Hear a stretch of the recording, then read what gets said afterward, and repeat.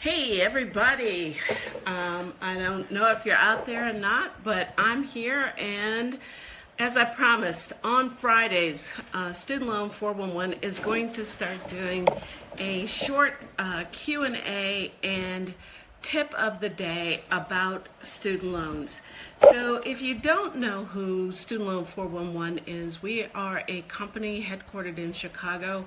We've been working with student loan borrowers for the last about 4 years, and we help them with all kinds of questions and issues related to higher education financing. So when we started out, we mostly just talked to people about their student loan debt. And what we figured out over time is that people not only want to know how to deal with their debt, they also want to know how to minimize the debt, how to avoid the debt. And so those are some new products that we're working on, and you'll see more information about that over the year. So today we're going to start off with our first tip of the day, and it's probably one of the most important things that you need to know about debt financing of higher education, and that is know your loan. So our tip of the day is know your loan. What do we mean by that? Well, what we mean by that is there are two major kinds of student loan debt. One is federally financed and guaranteed student loan debt, and the other is private student loan debt. Approximately 92% of all student loan debt issued is guaranteed by the federal government, but 8% and growing is private student loan debt. So why is it important to know your loan? It's important to know your loan because these loans are very different from each other in terms of the way that they act as part of your financial portfolio.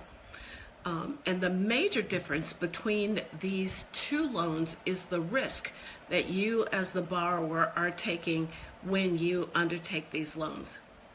So let's talk about the risk and how's the risk different. When I talk about the risk of the student loan debt, the major thing that I'm talking about is how these two sets of loans are collateralized. So the first thing I'll tell you about the risk of federal student loan debt is that it is collateralized by your future earnings stream. It's collateralized by your future earnings stream. So basically that means that the government is expecting you to earn money based on the degree that you earn to pay back the student loan debt that you borrowed. Okay? And you're pledging that you're going to use your future income to pay back the debt. So that's federal student loans, and I'm going to ask you to stick a pin in that while we talk about the risk of private student loans. Private student loans are different. Private student loans are collateralized based on your ability to pay. The first thing to know about a private student loan is that it is issued based on your creditworthiness. And one of the ways that you get creditworthiness when you get a private student loan, if you're an 18-year-old and you've not really had any debt before, is to get a cosigner. So almost all private student loan debt require the borrower to have a cosigner because typically the borrower is too young to have a credit history that's worthy of them to be able to pay back the student loan. Now, so thing one is that private student loans are based on your creditworthiness, and thing two is that the creditworthiness of your cosigner is probably what will make you eligible to receive a private student loan. Okay. Now, the next thing to know is, well, okay, so I've gotten my private student loan because I've gotten the cosigner, and the cosigner is typically your, it's usually your parents or maybe your grandparents might cosign this student loan. That's typically what we see. And basically the cosigner is promising the lender that in the event that you don't pay back your student loan because you either don't get an adequate job, or because you become disabled, or because you die, that they will pay back the student loan. So one of the other things that makes private student loans different from federal student loans is that the risk of the loan is not just on the borrower, and oftentimes the risk of not paying back the student loan falls on the entire family, because the risk may fall on the parents or the grandparents of the borrower. So having a co-borrower is really sort of interesting, because that basically means that the borrower and the co-signer are mingling their financial responsibilities. What does that mean? That means that the borrower lives and dies by the creditworthiness of the co-signer. So if the co-signer gets sick, or the co-signer dies, or the co-signer comes up with financial hardship, that means for the borrower that the risk has changed, and the lender may recall your loan or ask you to pay it all at one time based on changes to your co-signer.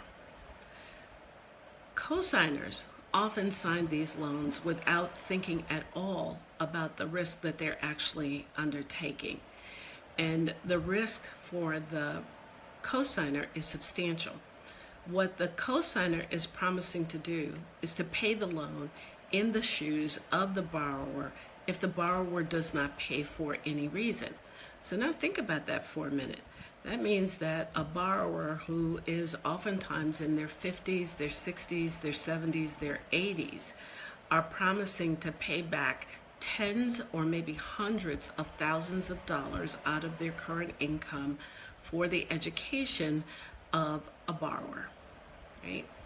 And they're obligated to pay it because they promised.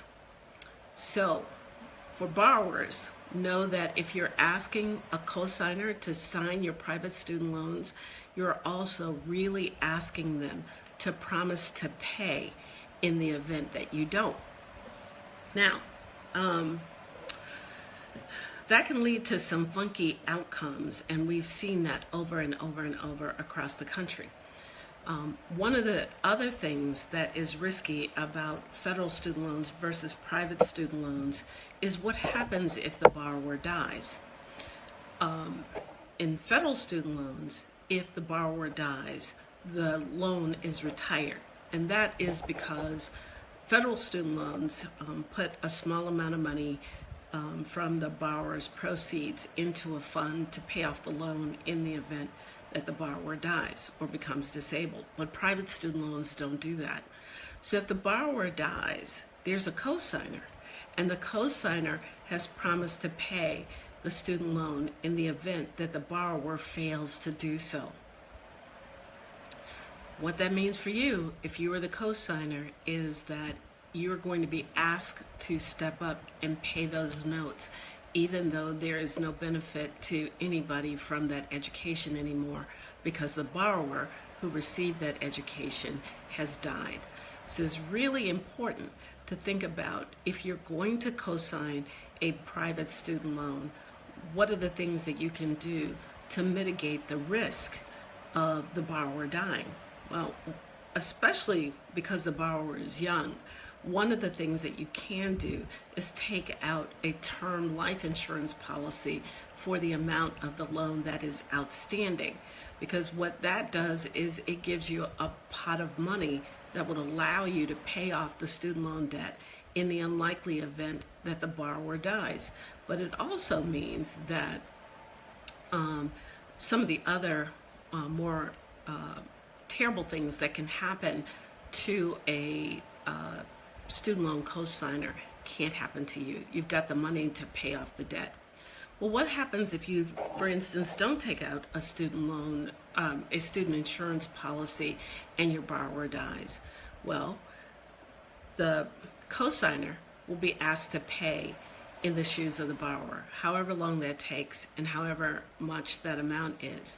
And if the co-signer doesn't pay, the cosigner can be sued, and if there is a judgment against the cosigner, that judgment can be enforced against all of the assets of the cosigner.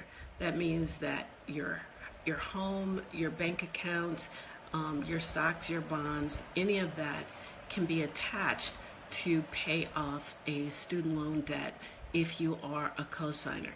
So it's really important to know, one, the difference between these two loans, right? So remember at the beginning we told you that if you get a private loan, it's based on your credit worthiness and your ability to repay, and you are expected to repay that loan no matter what. There's some other features of private loans that you should know about. Private loans often don't have the same features of federal student loans, so they often don't have forbearance periods. So regardless of what's happening in your personal life, the lender expects you to pay no matter what. They expect you to pay even if you are sick and not working, no matter what's going on in your life, the lender expects you to pay. And it's really difficult to get a forbearance on a private loan.